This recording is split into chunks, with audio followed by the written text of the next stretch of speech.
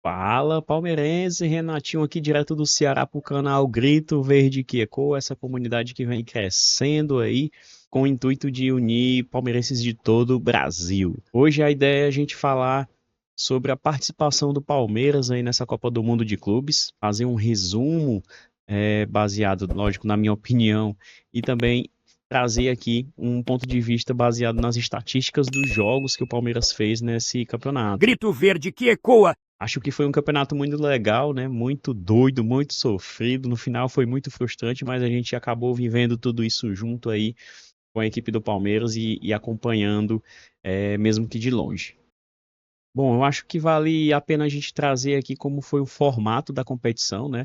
Uma competição que foi realizada pela primeira vez dessa maneira que foi feita, com 32 equipes de todo o mundo, né? Tivemos aí 6 participantes da América do Sul, sendo 4 brasileiros, né? E o Palmeiras entre elas, obviamente, com um formato muito parecido do que era a Copa do Mundo de Seleções, né? Até então, a próxima Copa do Mundo já vai ser totalmente diferente.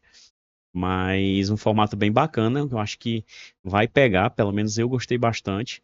E aí a gente pode trazer um pouco aí da expectativa que eu tinha, né, para esse Palmeiras nessa competição antes da competição iniciar. E falando de expectativa, né, eu acredito que todo mundo pensou quando começou a competição, assim, teve aquele momento de pensar assim, agora é a hora, agora é o momento de ouro da gente ser campeão, passar na cara dos adversários aí, dos rivais, esse segundo título mundial, porque eles não querem reconhecer o primeiro, né? Só que, sendo bem sincero, a gente torce, tem esse pingo de esperança aí, mas se for trazer, né, um pouco de racionalidade aí, a gente sabia que seria muito difícil, né? Uma competição com vários europeus, europeus aí da elite do futebol europeu, né? Como Real Madrid, PSG, Chelsea, enfim.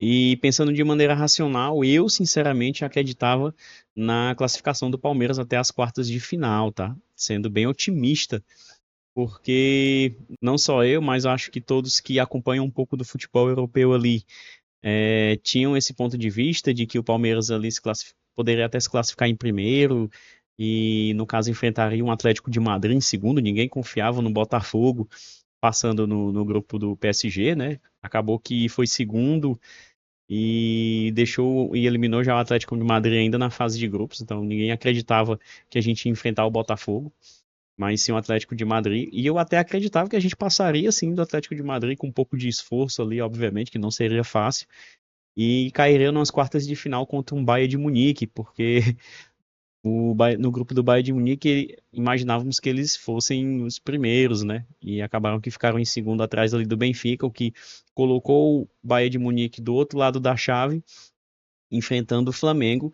É um duelo que a gente até esperava, né? Porque esperava-se que o Flamengo fosse segundo no seu grupo, atrás do Chelsea, mas não foi o que aconteceu. Então o Flamengo acabou em primeiro, o Bayern segundo, e eles se enfrentaram de fato, mas do outro lado da chave. E se tivesse acontecido o que a gente esperava, eles se enfrentariam mais do lado da nossa chave, e aí cairia um Bayern de Munique, né? Porque era o que se esperava, o Bayern passando do Flamengo, que foi o que aconteceu, mas o Bayern de Munique caindo nas quartas de final contra o Palmeiras, aí seria realmente muito difícil. Então, usando a racionalidade, a gente imaginaria que chegar nas quartas era um resultado muito bom e antes da competição iniciar. Mas aí, com o desenrolar da competição, a forma como foi essa fase de grupos, como os clubes se classificaram, a gente foi acreditando em ir mais longe, né? Depois que a gente se classificou, pegou o Botafogo ali, enfim. A gente vai falar um pouco mais sobre os jogos e aí pega o Chelsea nas quartas de final. A gente chegou até a acreditar ali que dava para passar do Chelsea e, quem sabe chegar nas semifinais. A gente enfrentaria o Fluminense, né?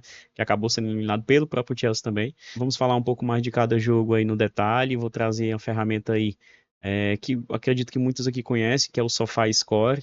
Vou fazer uma mudança aqui no layout aqui, tirar só a minha câmera.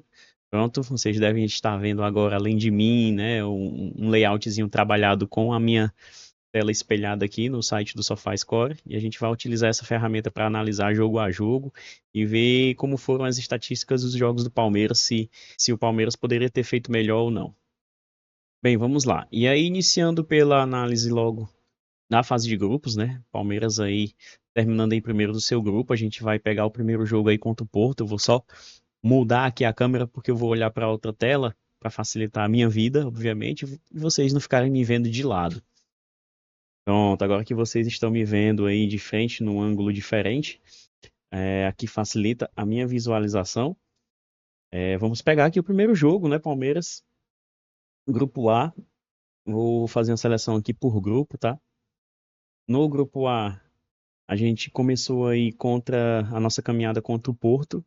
É um jogo que muitos tiveram uma expectativa legal de saber de como é que seria essa medição de forças, né, entre o sul-americano e o europeu. Foi a primeira partida entre o sul-americano e o europeu na Copa. Acho que para surpresa aí da mídia europeia, não para nós, porque o Palmeiras, para mim, é um time muito qualificado, a gente acabou sendo melhor, tá? Na minha avaliação, a gente jogou melhor, teve chances de marcar muitos gols e acabou não tendo a eficiência em relação à finalização, algo que, para mim, a gente já vem sofrendo com isso já há algum tempo, tá? Então, aqui, se a gente for analisar o gráfico, aqui a gente vai ter o gráfico para analisar. Houve um domínio do Palmeiras no primeiro tempo, pouco tempo o Porto teve certa posse, né? O Palmeiras teve mais tempo de posse de bola, teve alguns picos de ataque no primeiro tempo, um jogo onde o Palmeiras acabou dominando ali as ações com bola. Já no segundo tempo, o Porto veio um pouco melhor, mas no final o Palmeiras sobressaiu e se aproveitou até do cansaço do time do Porto, né? E é uma das coisas que os europeus acabaram citando muito foi a questão de ter que jogar após o final de temporada. Só que se a gente for analisar o período de jogos, o período em que esses jogos foram realizados, né? Os times brasileiros aqui principalmente têm até mais jogos do que os próprios europeus. Então, uma desculpa que para mim não vale muito, até porque ano que vem tem Copa do Mundo, então eu duvido muito que vão utilizar essa desculpa aí para, enfim, né, caso não atuem bem. E aí, se a gente vê aqui, vamos descer um pouquinho para as estatísticas, a gente vai ver que o Palmeiras teve 17 finalizações contra 11 do Porto, então quase 50% a mais aí de finalização. E aí, se a gente analisar, né, fizer uma relação entre finalizações e grandes chances criadas, né, a gente passa um pouquinho só dos 10%, né? E dessas grandes chances a gente acabou não marcando nenhum gol, então zero de eficiência em relação às grandes chances criadas, que para mim é um dos grandes problemas do Palmeiras, tá? Como eu falei, não é de agora que eu venho notando isso, já há muito tempo. Nossos atacantes acabam não conseguindo aproveitar as chances que aparecem durante a partida. Se a gente vê aqui também as defesas do goleiro, o goleiro do Porto trabalhou mais que o Everton, né? Uma defesa a mais. Marcamos mais faltas, né? A gente fez mais faltas do que o Porto, que significa que a gente pressionou muito, né, em relação à tomada de posse de bola, trocamos mais passes, tivemos mais desarmes, né, e é isso. Então, assim, posse de bola, tivemos mais posse de bola, então, assim, no geral, o Palmeiras, de fato, como mostra os números, né, apresentou um futebol melhor, e na minha percepção, assistindo o jogo, a gente tem ainda essa visão mais nítida do que analisando as próprias estatísticas, né. Empatamos 0-0, não conseguimos fazer aí os 3 pontos.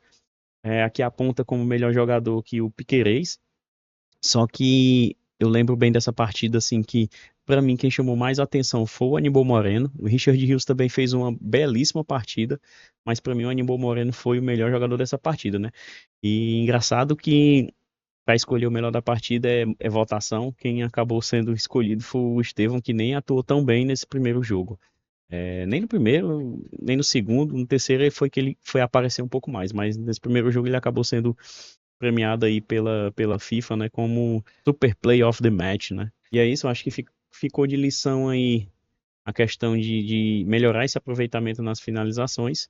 Então, o primeiro jogo foi essa visão que eu tive, e aí trazendo um pouco de estatística também, um pouco de números aqui para a gente poder enriquecer ainda mais essa minha opinião, né? Se você discorda, já vai comentando aqui embaixo, né? E aqui a gente está para discutir mesmo, obviamente com todo respeito, discutir, se concordar você diz aqui embaixo, se não concordar você já diz também, aponta pontos que eu não trouxe aqui, enfim. E aí vamos aqui voltar para a tela inicial para a gente poder ir para o segundo jogo, né? Analisar aqui o segundo jogo. Quando a gente enfrentou o Al Ahly, nesse sim a gente conseguiu os 3 pontos, né? Acabou vencendo aí por 2-0. Eu acredito que o jogo contra o Porto, né, pelo menos a minha visão, né, no que eu assisti, eu acredito que o Palmeiras jogou melhor contra o Porto do que contra o Al-Ahly. Aqui a gente não vai ter o mapa, né, o gráficozinho aqui de domínio de bola, porque o jogo acabou se prolongando por conta de uma paralisação, né? Mas, assim, o Palmeiras fez o que tinha que fazer, venceu o jogo, né? Fez um primeiro tempo bem abaixo. Eu lembro muito bem que fez um primeiro tempo bem abaixo. No segundo tempo a gente competiu mais, a gente foi mais forte e aí a gente acabou dominando o segundo tempo. No primeiro tempo a gente deu muito espaço para o Al-Ahly. O Al-Ahly até conseguiu ser um pouco perigoso, mas, assim, 3 pontos conquistados. Vamos aqui nas estatísticas ver o que aconteceu. Nesse a gente converteu, ó. As 2 grandes chances que a gente teve, a gente acabou convertendo em gol. Então a gente foi bem mais eficiente. Aumentou também, se vocês repararem aqui nas finalizações, a gente converteu de 11 finalizações, ó, 2 foram grandes chances. Então, uma taxa de conversão bem maior do que na primeira, que a gente teve 17 finalizações para 2 grandes chances, né? Aqui a gente aumentou ali, sei lá, dos seus 11, 12%, aumentou para quase 20%, né? Então, se a gente conseguir trabalhar mais essa questão de melhorar as finalizações, de treinar mais esse último passe, né, entre linhas ali para chegar para o centroavante arrematar e conseguir concluir com um melhor ângulo, com um melhor posicionamento, muito provavelmente a gente consegue aumentar essas grandes chances e dessas grandes chances converter ainda mais gols, né? Aqui foi perfeito, 2 grandes chances, 2 gols, então não temos do que reclamar em relação à eficiência quando se fala de grandes chances criadas. Né? Eu acho que dá para melhorar ainda a questão de criar mais grandes chances baseado nas finalizações que a gente tem, mas, enfim, né? No primeiro tempo não foi muito legal, o segundo tempo foi muito bom. A gente acabou fazendo os 2 gols no segundo tempo. Se vocês verem aí, o goleiro do Al-Ahly não fez nem uma grande defesa, né, do goleiro. A gente ainda conseguiu fazer 2 defesas, o Everton ainda fez 2 defesas. Fizemos mais faltas novamente, trocamos menos passe do que o Al-Ahly, porque depois que a gente conseguiu o primeiro gol, a gente meio que deixou a bola ainda mais com o Al-Ahly, que ofereceu o contra-ataque pra gente. Então é natural que eles ultrapassassem essa questão dos passes feitos. O que me chama a atenção é o Palmeiras ter um baixo número de passes, muito em relação ao primeiro tempo muito ruim que o Palmeiras fez. Mas a gente teve mais desarmes, né? Enfim, teve mais escanteios, que mostram uma pressão maior aí em relação ao todo, né, do jogo.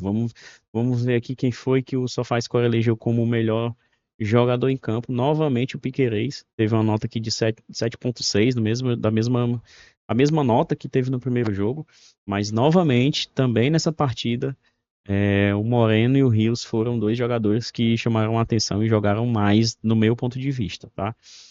O Moreno para mim foi melhor no primeiro jogo e foi o melhor no segundo jogo. Ele acabou saindo machucado, mas enfim, né? E engraçado que novamente quem foi escolhido pela FIFA aqui o melhor jogador foi o Estevão, né? Que mais uma vez ficou devendo, não criou tanto, acabou sendo bem marcado. Me parecia até meio nervoso, né? Assim, nesses primeiros jogos de fase de grupos, o Estevão parecia um pouco nervoso. Mas a gente conseguiu conquistar os 3 pontos, conseguiu aí somar, ficar com 4 pontos e assumir a liderança do grupo, né? Pelo menos momentaneamente. E foi isso. Agora vamos pro terceiro jogo, tá?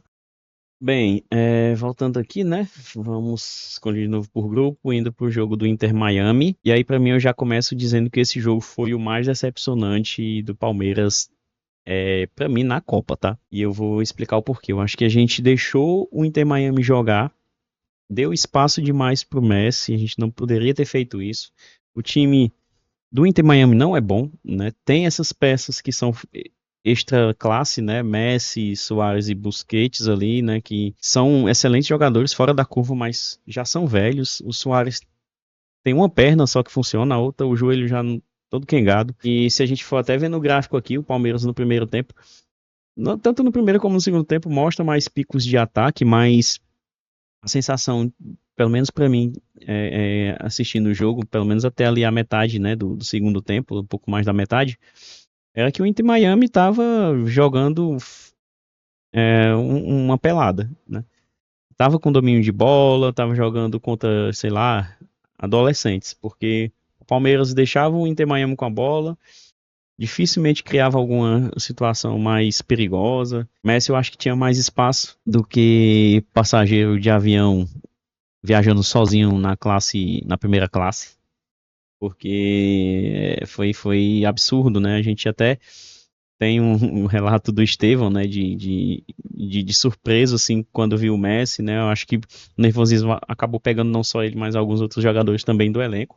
E Estevão até que, pelo menos nessa parte que o Palmeiras atacou, que fez os 2 gols, já apareceu um pouco mais, né? E aí, trazendo aqui, vamos para as estatísticas, né? O Inter Miami acabou saindo com 2 gols na frente, o Palmeiras foi buscar o empate ali depois das entradas do Maurício e do Paulinho, que fizeram os gols, né? Mas vindo para as estatísticas, se a gente vê aqui a eficiência do Inter Miami é absurda, tá? 8 finalizações, 2 gols, né? 3 grandes chances criadas. Então, de 8 finalizações, 2 foram gols. Palmeiras, de 22 criadas, fez apenas 2 gols, sendo que só uma foi grande chance, né? Então, é isso que eu falo. A gente tem que aumentar essa eficiência. Isso aqui é absurdo, cara. A gente não pode trabalhar em cima desses números, né?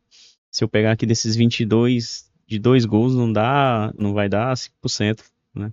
Então a gente tem que trabalhar um pouco melhor isso. Óbvio, depois de ter perdido por 2-0 e chegando ao final do jogo, a gente precisaria pressionar mesmo, chegamos a um empate, mas onde até corrobora que com essa quantidade de passes, se não fosse essa pressão que a gente acabou tendo, assumindo naturalmente, né, essa pressão em cima do Inter Miami no final do jogo ali para buscar o empate, com certeza teria sido um número muito pior, mas mesmo assim, o Inter Miami ainda teve mais passes trocados, né? A gente precisava ter um pouco mais de cuidado, a gente precisava ter tido um pouco mais de atenção ali, principalmente com o Messi, de não deixar ele só, porque ele é diferente. Quem assistiu a partida viu que ele não errava um passe, não errava um lançamento. O cara é muito fora da curva, então acabou corroborando aí para o que o Inter Miami arrancasse esse empate, que para mim não era para ter acontecido. O Palmeiras tem um elenco muito melhor, tem muito mais qualidade e acabou cedendo esse resultado que para mim foi pífio. Esse 2-2 para mim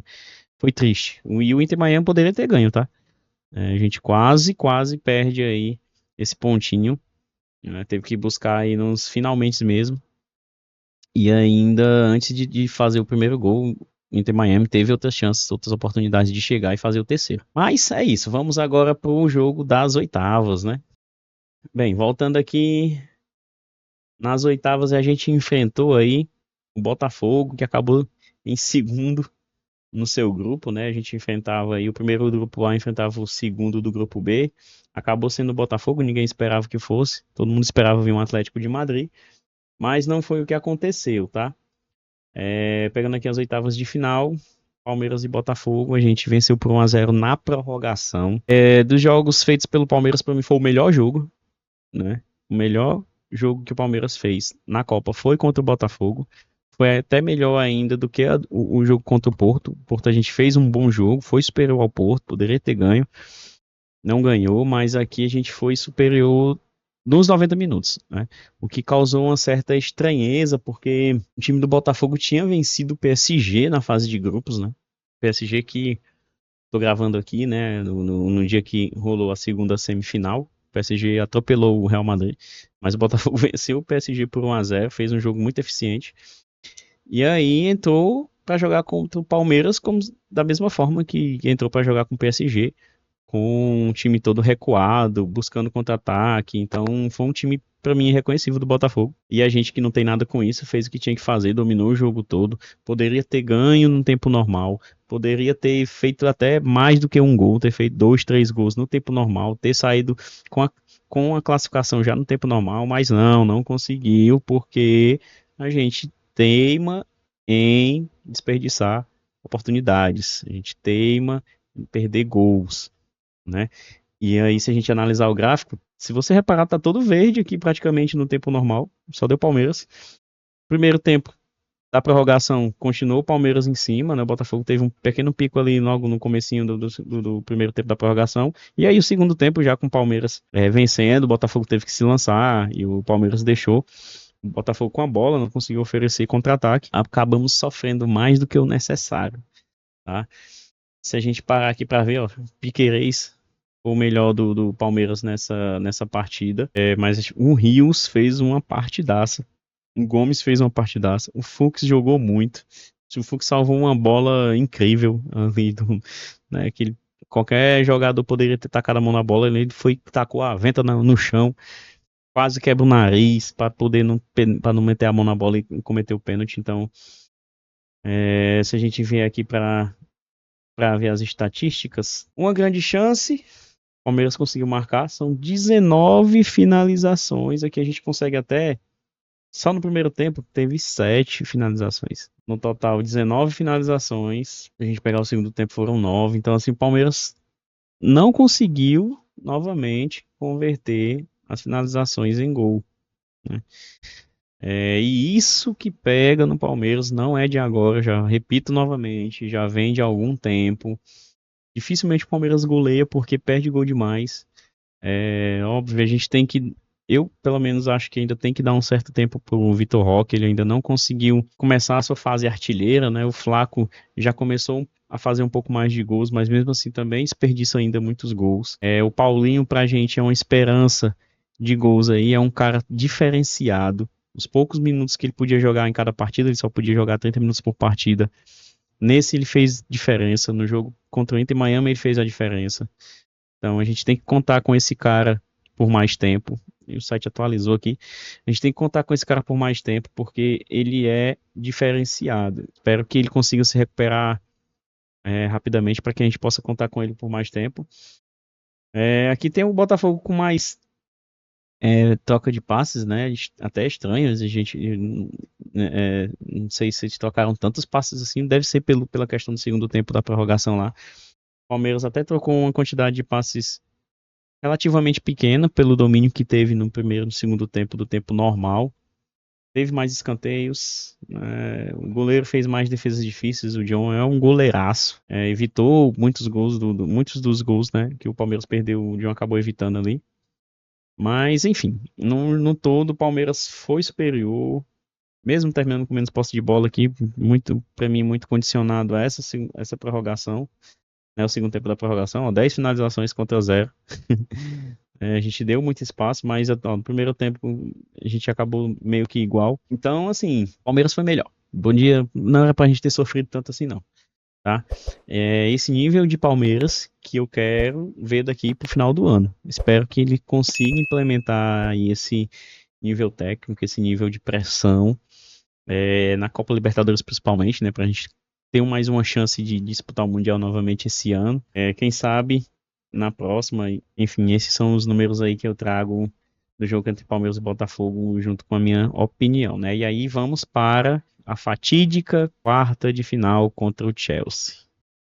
Bom, e agora vamos aqui para o fatídico jogo contra o Chelsea, quarta de final. Perdemos por 2-1.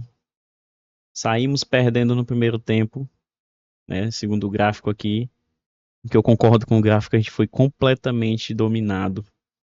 Foi pouco, poderia ter levado muito mais gols, a gente poderia ter saído desse primeiro tempo aqui desastrosamente perdendo uns 3-0 pelo menos. Conseguimos no segundo tempo empatar ainda no início do segundo tempo, né? O que parecia que o Palmeiras ia conseguir equilibrar o jogo, mas depois do gol, de fato, o Chelsea veio para cima, conseguiu novamente retomar as rédeas da partida ali, criou muito mais chance, acabou chegando no segundo gol com uma falha, para mim, grotesca do Everton, né? Mas o goleiro tá lá para fazer defesa, às vezes acontece dele falhar.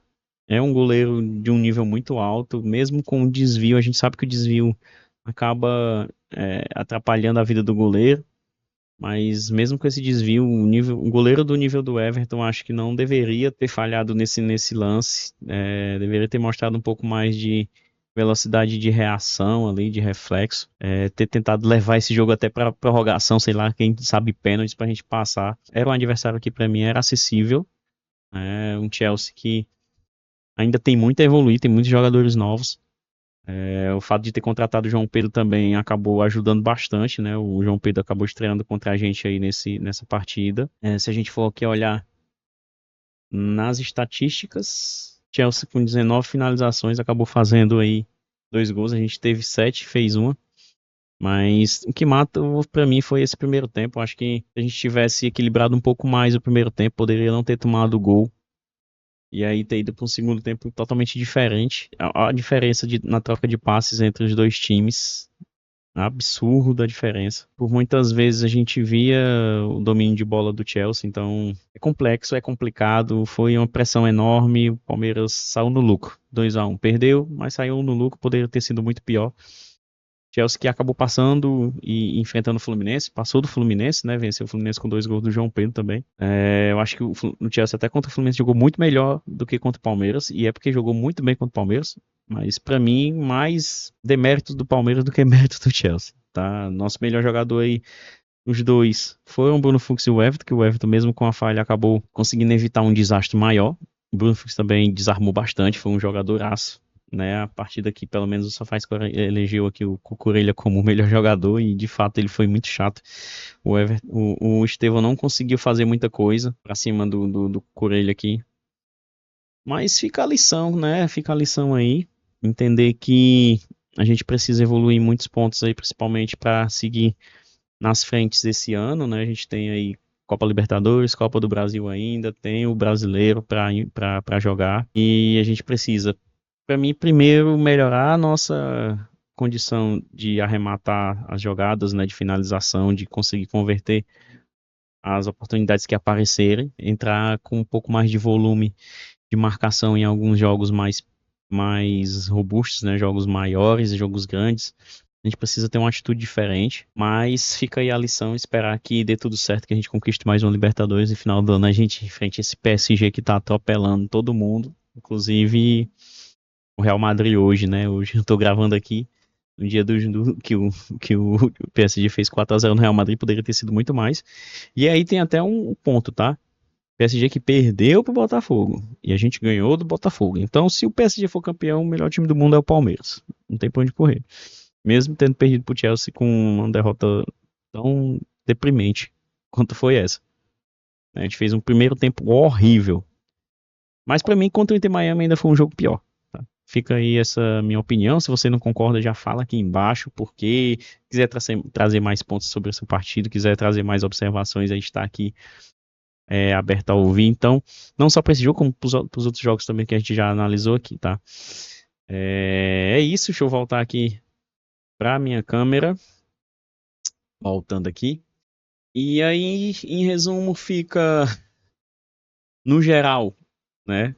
O resultado não foi ruim, foi mais ou menos o que a gente imaginava, chegar umas quartas de final. Como o torneio se apresentou, a gente criou a expectativa de ir um pouco mais longe que era possível, acabamos não concretizando isso. Em relação à performance, para mim foi abaixo, né? O Palmeiras fica ali na casa dos 5, de 0 a 10, fica com 5 ali. O resultado para mim foi 8, que era mais ou menos o que eu esperava. Mais do que isso seria 9, 10, mas acho que as quartas de final era o que a gente esperava. E fica aí os pontos positivos, principalmente uma boa Copa feita pelo Fux, né? O Fux fez uma bela Copa.